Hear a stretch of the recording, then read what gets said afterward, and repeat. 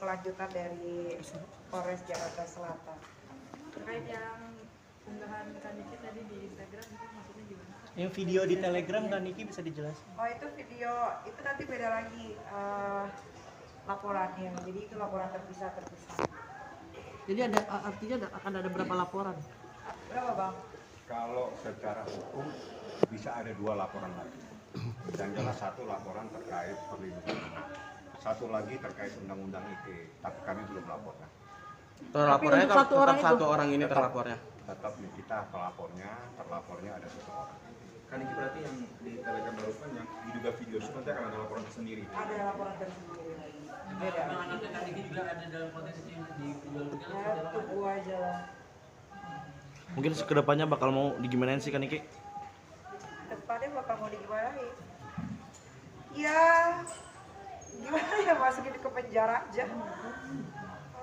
Biar ada efek jerak, biar jadi pelajaran untuk anak-anak muda di luar sana juga. Kalau masih muda yang sesuai sama umurnya aja, lakukan sesuai sama umurnya gitu kan. Ya umur segitu lagi lucu-lucunya ya, kalau pengen tahu pergaulan ya cukup tahu pergaulan aja, tapi jangan sampai kebablasan. Niki, kamu merasa dibohongin nggak sih dengan artinya dengan yang prank terus udah gitu yang dibilang itu? Ternyata kan kamu sendiri punya bukti-bukti jelas gitu loh. Kalau kami sih gini, jadi gini, dalam persoalan ini kita nggak masuk kepada persoalan-persoalan di luar hukum ya. Jadi yang jelas setelah kami pelajari ini ada dugaan tindak pidana kejahatan. Artinya tindak pidana kejahatan yang diatur dalam Undang-Undang Perlindungan Anak dengan ancaman hukumnya minimal 5 tahun dan maksimal 15 tahun.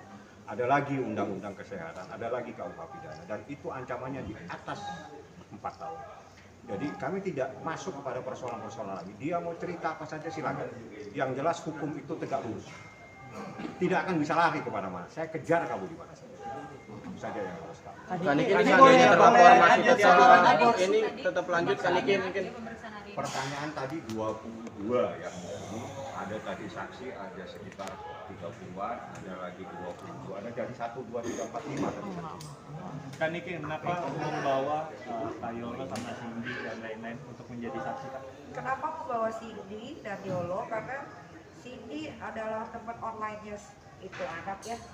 Jadi dia tahu betul bagaimana prosesnya, cara berkenalan sampai akhirnya terjadi pinjam uang, ada urusan hamil, aborsi dan lain-lain. Kak Niki, aku juga sempat kontekan sama si Cindy, katanya dia juga punya beberapa bukti-bukti yang yang seputar masalah ini, termasuk soal aborsi sendiri. Itu gimana Kak? Ya makanya kan dia jadi saksi. Kalau itu sudah disampaikan di dalam proses pemeriksaan dan dengan data-data yang ada. Jadi itu persoalan yang kami laporkan.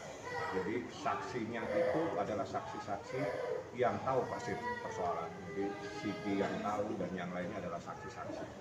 Nah, sekarang prosesnya saat ini ada pemeriksaan juga di atas.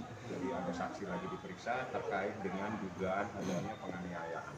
Atau mungkin ada sesuatu, nanti dijelaskan. Saya tidak mungkin akan membuka apa yang menjadi materi dalam proses pemeriksaan. Yang jelas nih kita diperiksa 22 pertanyaan, ada 25 pertanyaan, ada 3 tadi saksi dan hari ini 4, tambah 1 lagi.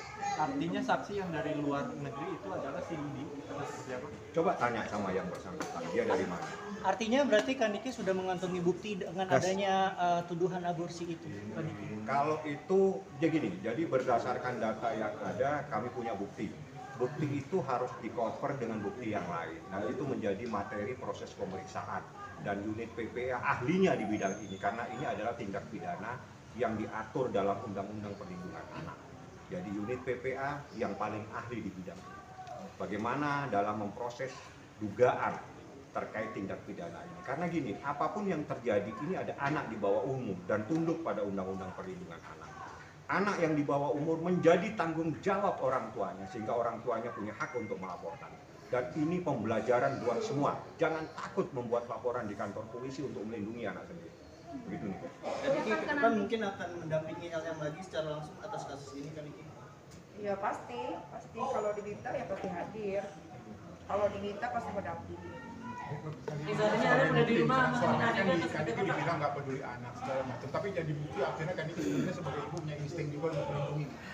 Kalau nggak peduli itu nggak mungkin dari bisa hidup sampai umur 17 tahun gimana sih? Nggak ngerti gue. Sejauh ini LM udah ada komunikasi ke Kaniki bukan? LM tuh apa? Loli. Oh nggak ada. Nggak usah hubungin lah, nanti aja di sini bentar lagi kan juga dipanggil. Mi, tadi kan terkait pinjaman uang yang sering meminjam uang, mungkin ada laporan kah yang masuk ke Mimi sendiri terkait pinjam meminjam uang? Ada, tapi itu bukan hal yang penting lah ya.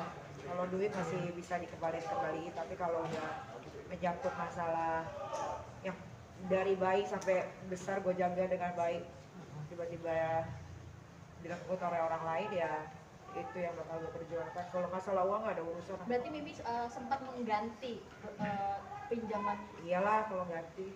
Berarti Duit Kaniki mah nggak seberapa, Bo. ya, berarti Kaniki kemungkinan kedepannya juga akan membuka kembali pintu maaf untuk LM kembali ke Kaniki seperti itu. Iya. Gini. Kalau seorang ibu, Anda tanya kepada semua orang ibu, pasti akan memaafkan anaknya.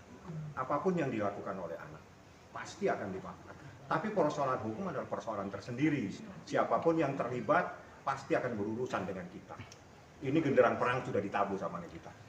Ikutin saja. Ikutin saja gimana.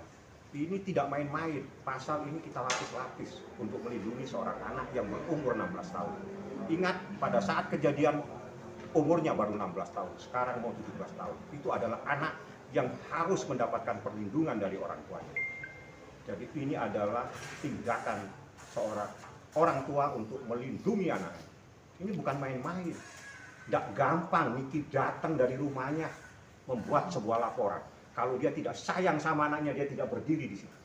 Itu yang harus dipahami. Oke, mengingat ini kan Pasti dipanggil. Siapapun yang terlibat pasti dipanggil oleh Nah polisi. itu kan harus ada pengawasan orang tua atau keluarga. Ya, ini orang tua. Kita nanti akan Ada. Ada, ini kita yang ngawasi. Ada. Teknis itu. oke. Kaniki ini kan terkait juga anak di bawah umur. Apakah nanti akan meminta bantuan dari Komnas Anak atau Nggak Komnas perlu, nggak Perempuan? ngerti kok anak-anak itu nggak ada kerjaannya dia.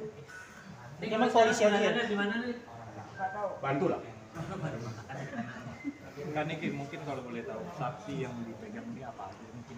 Itu materi pemeriksaan. Sekali lagi saya katakan, itu menjadi bahan yang ada di atas. Kalau semua materi saya buka di dalam ini, kami tidak etis secara etika. Karena ada hal-hal, apalagi terkait dengan undang-undang perlindungan anak itu sifatnya harus tertutup. Tidak boleh semua diungkap. Yang saya beritahu saja, ini adalah kejahatan. Ya.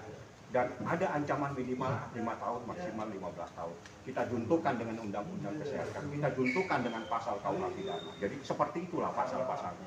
Materinya tanya di atas. Kalau atas menjelaskan, itu hak mereka. Saya nggak punya hak. Paham ya?